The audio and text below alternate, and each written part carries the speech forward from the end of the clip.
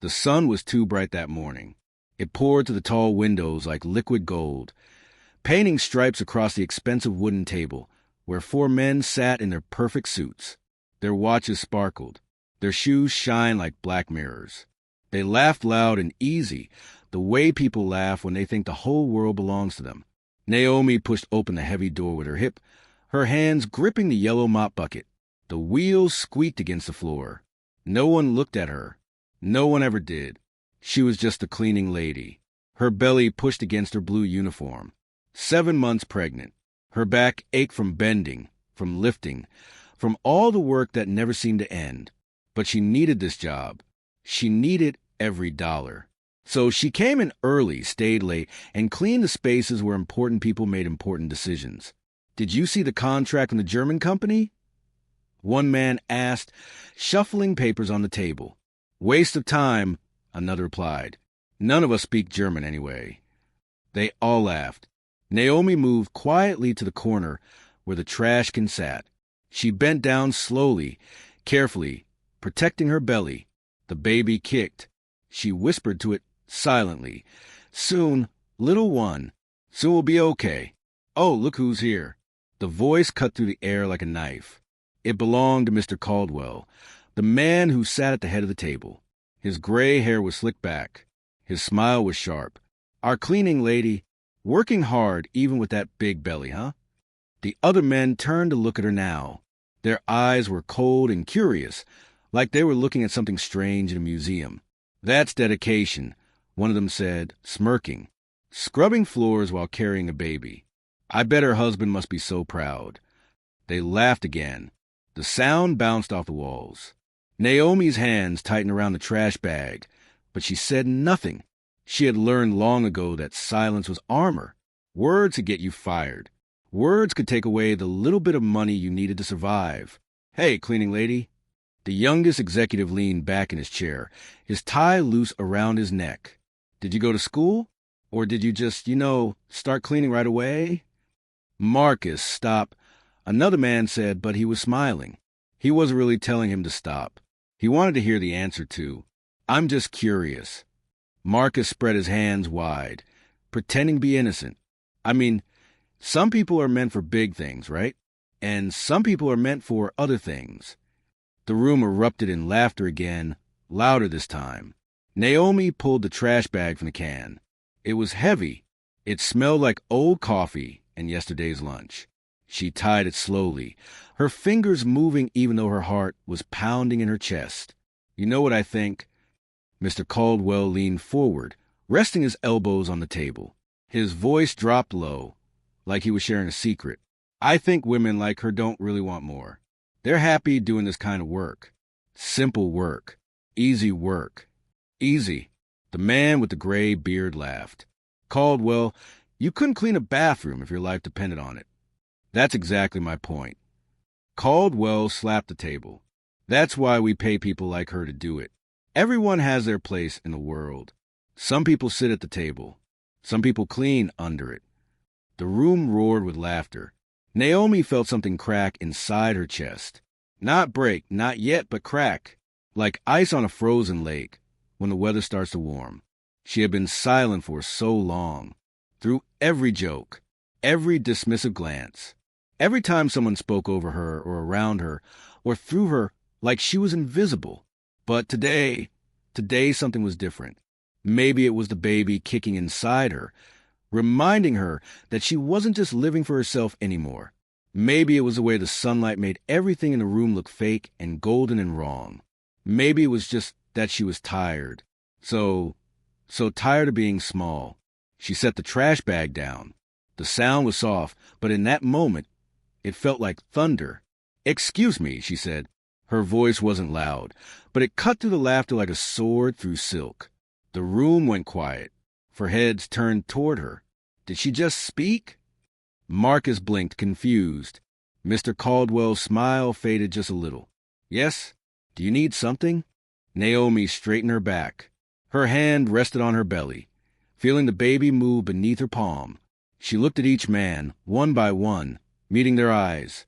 "I heard what you said," she began, her voice steady, "about people having their place, about some people sitting at tables and some people cleaning under them. The men shifted in their seats. Uncomfortable now. The air in the room felt different, heavier. I just want to say something, Naomi continued. Before I finish my work here, Mr. Caldwell waved his hand impatiently. Fine. Say what you need to say. Naomi took a breath, and then she spoke the words that would change everything. I speak 11 languages. The room froze. No one laughed. No one moved. They just stared at her, their mouths slightly open, like she had just announced she could fly. What? Caldwell's voice was barely a whisper. Naomi smiled. Not a big smile, just a small one. The kind of smile that said, "You have no idea who I am." 11 languages, she repeated, and I'm about to teach you something in all of them. The men in their perfect suits suddenly looked very, very small. The silence in the room was so thick, you could almost touch it. Mr. Caldwell blinked. Once. Twice. His mouth opened, then closed, like a fish pulled from water.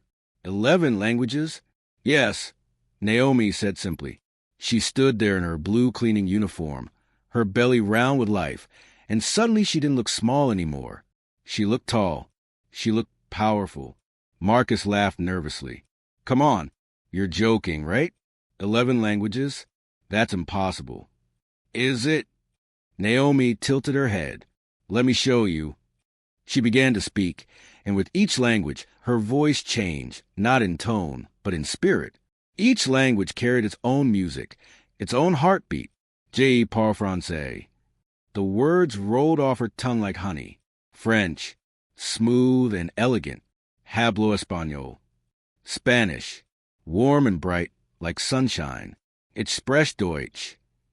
German, strong and precise. Я говорю по-русски. Russian, deep and mysterious. The men stared. Their eyes grew wider with each sentence. Ana atakalam al-Arabia. Arabic, rich and flowing like water. Wahui shua zhongwen.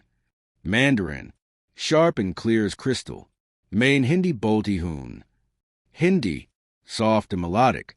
Ninazung gumza Kiswahili. Swahili, rhythmic and strong. Parlo Italiano, Italian, passionate and alive. Watashi wa Nihongo o Hanishimasu. Japanese, gentle and respectful. She paused, then finished in English. And of course, I speak English. That makes 11. The room was dead silent. The gray-bearded man dropped his pen. It clattered on the table like a tiny explosion. How? Mr. Caldwell's voice cracked. He cleared his throat and tried again. How is that possible? Naomi picked up her mop. She dipped in the bucket, wrung it out, and began to clean the floor near the window. She worked as she talked, her movements slow and deliberate. You want to know my story? She asked quietly. Fine, I'll tell you. She mopped a stripe across the floor. The water left a clean, wet trail. I was born in a small country you probably never heard of. My father was a teacher. My mother sold vegetables in the market. We had nothing, no money, no fancy things, but we had books. My father collected them from everywhere. Books in French from old colonial schools. Books in Arabic from traveling merchants. Books in English from missionaries. She paused, leaning on the mop handle. I learned to read when I was 4 years old. By the time I was 10, I could speak 5 languages. By 15, I could speak 9. People called me a genius. They said I had a gift. Marcus shifted in his seat. So, what happened? Why are you here? Naomi smiled sadly. Life happened. War happened. My country fell apart. Bombs dropped from the sky, like rain. My father died protecting our books. My mother died trying to protect me. Her voice didn't waver, but her eyes grew distant, like she was looking at something far away. I ran. I walked for weeks. I crossed borders in the night. I hid in trucks and boats. I ate scraps. I slept in ditches. And when I finally made it here, to this beautiful, rich country, do you know what I found? She looked at each man. I found that nobody cared about my languages. Nobody cared that I could translate ancient texts or negotiate business deals in 10 different tongues. All they saw was a refugee, a woman with dark skin and no papers, a woman with nothing. The youngest executive, Marcus, looked down at his hands. His face was red. I tried, Naomi continued. I went to offices like this one. I showed them my skills. I offered to work for cheap just to get started, but door after door closed in my face. No experience here, they said. No local references. They said, we'll call you, they said, but they never did. She wrung out the mop again, and the water dripped like tears into the bucket. So I cleaned.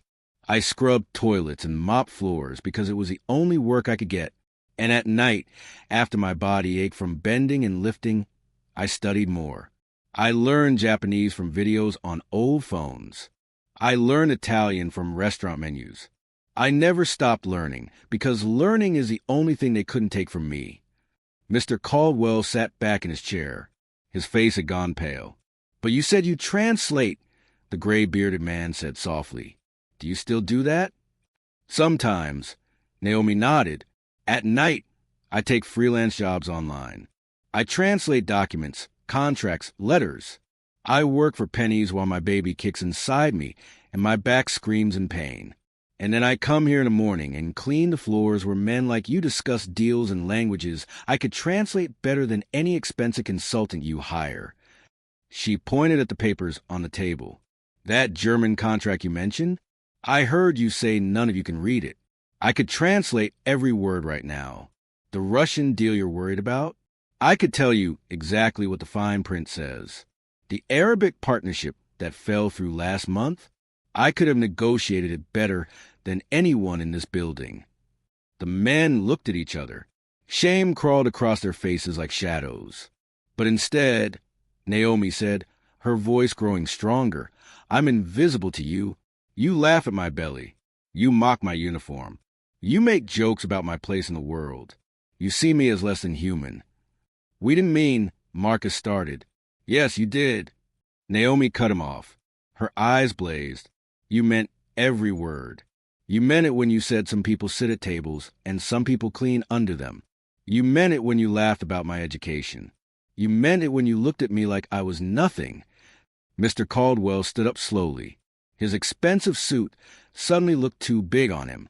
I apologize, he said quietly. We were wrong. Terribly, terribly wrong. An apology is just words, Naomi said. She finished mopping and wrung out the mop one last time. Words are easy. Change is hard. She placed the mop back in the bucket and picked up the trash bag she had set down earlier. I need this job, she said softly, one hand on her belly. I need it to feed my baby when it comes. So I will keep cleaning your floors and emptying your trash. But I want you to remember something. She walked toward the door, then stopped and turned back. Every person you ignore has a story.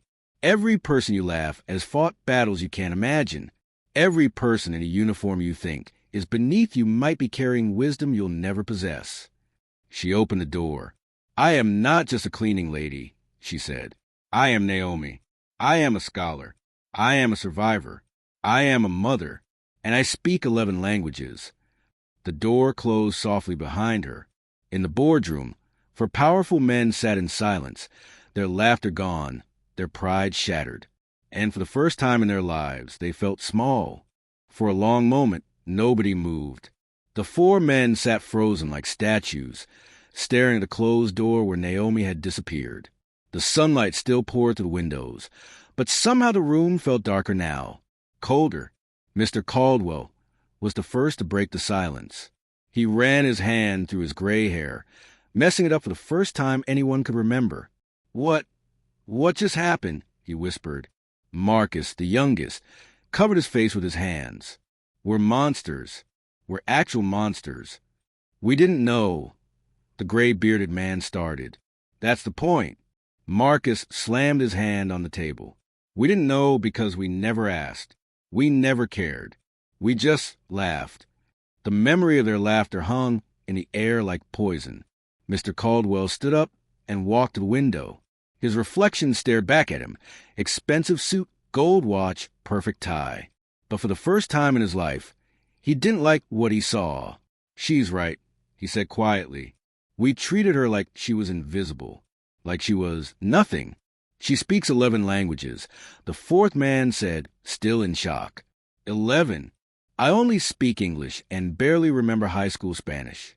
And we mocked her.